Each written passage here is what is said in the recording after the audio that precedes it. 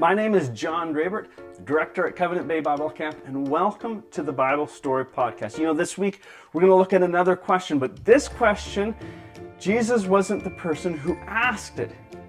It was the disciples who were asking the question of themselves. This question was prompted by Jesus' invitation, an invitation to come and follow him. Here is a little bit of background to today's story and the text that we're going to be looking at.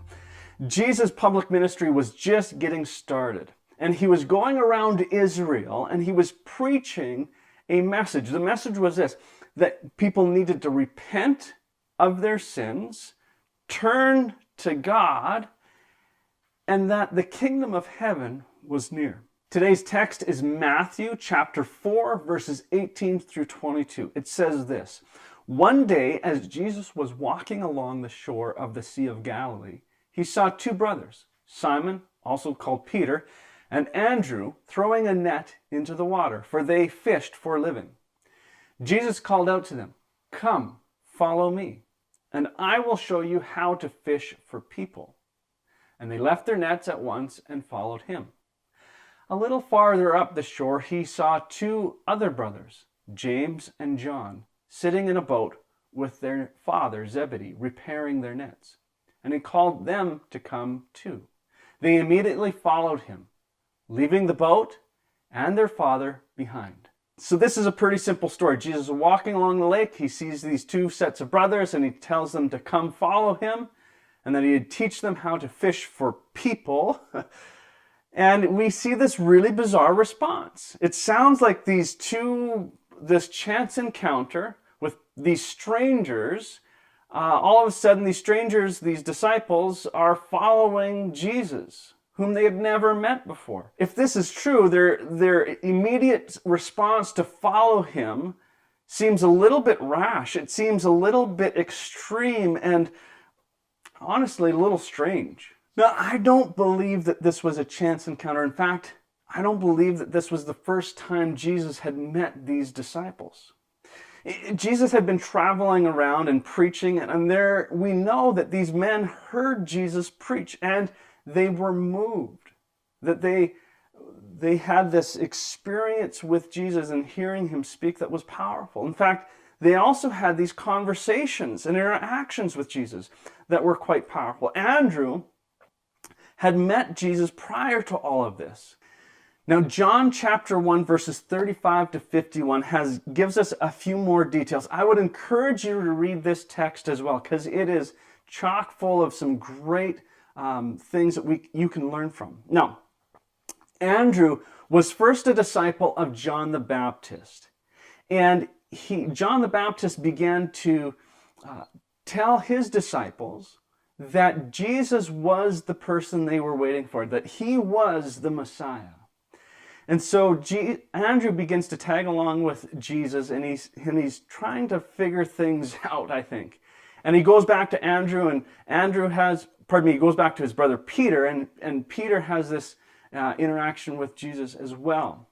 Now, Philip and Nathanael, who were also disciples of Jesus, they were also from the same town as Andrew and Peter, and it was a small town, so likely they knew each other.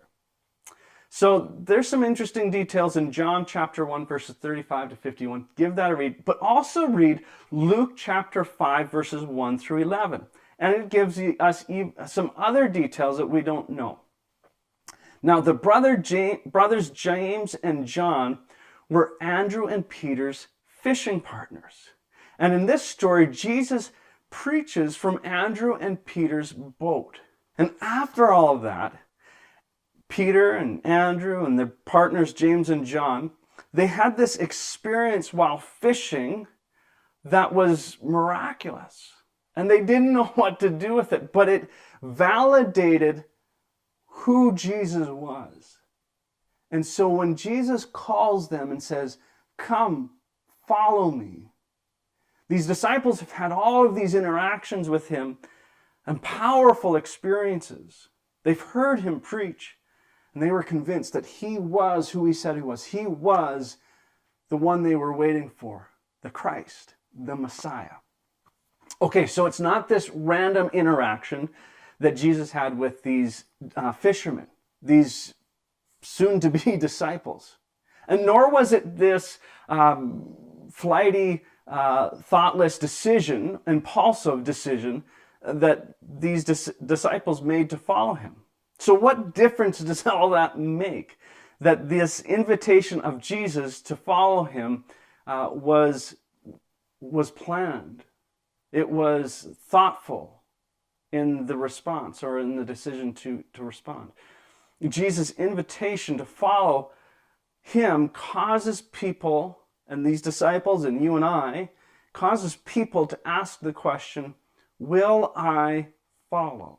The fact that Jesus was interacting with the disciples is far more relatable than a chance random interaction that was impulsive. It shifts one's view of the disciples from these flighty, irresponsible people to that of being measured, being discerning, being reliable. It gives us a model of how a person could make a decision to follow Jesus. That it doesn't need to be an immediate decision, that it can be thoughtful and measured. But the question still hangs in the air. Will you follow Jesus? And it's okay to not have an immediate response, an answer to this in the moment. Your decision to follow Jesus needs to be measured, full of discernment. And measured and discerning simply means good judgment. There is a cost and benefit to every major decision we make in life, including the decision to follow Jesus. And so consider what these costs and benefits would be in following Jesus. Think through what they are. Ask others who have followed Jesus for their lives. Find out the cost and benefits. Because he's asking you and I to commit our lives to following him, his teaching, his ways. If you are one who has not yet made a decision to follow Jesus, that's okay. It's okay to not have an immediate response, but I would encourage you to stay curious. Keep digging for answers. Learn more about him. Get the answers to the questions that you have. Be bold in your curiosity. Don't let fear prevent you from asking hard and big questions, or even the little questions that might feel like they're not real smart questions. Every question's good. Get the answers you need. Don't let fear control your curiosity. What I like about looking at all of these passages of Jesus calling disciples to follow him is that we begin to see that it takes time to learn that we can trust Jesus. It takes time to learn about him. And this means for us that we can start following, or we can start down the path of being curious, even though we may not have committed our lives to following him yet. That's exactly what Andrew did. He started following Jesus to get answers. And when he had those answers, like Peter, like James and John, Philip and Nathaniel, they made a commitment to follow him with the rest of their lives. We're going to get into some discussion questions. Circle up into a group, and so you can discuss these things well. The first question is this: what are some of the costs and benefits to following Jesus? Hit pause and share. Question number 2. What questions do you have about Jesus that you would like answered? Hit pause and discuss.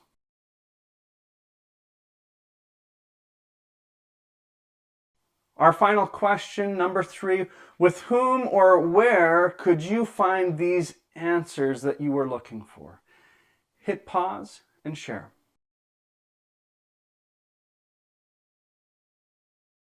Hey, thanks for joining me here on the Bible Story Podcast. You know, I say this almost every week. and that there is nothing more important than a growing relationship with Jesus Christ. Now, I truly believe this. I believe that following Jesus is a huge, big decision.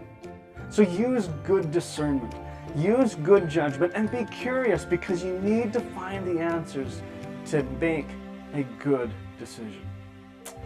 Close your time with prayer and be curious together throughout this week. Enjoy the rest of your day. Take care.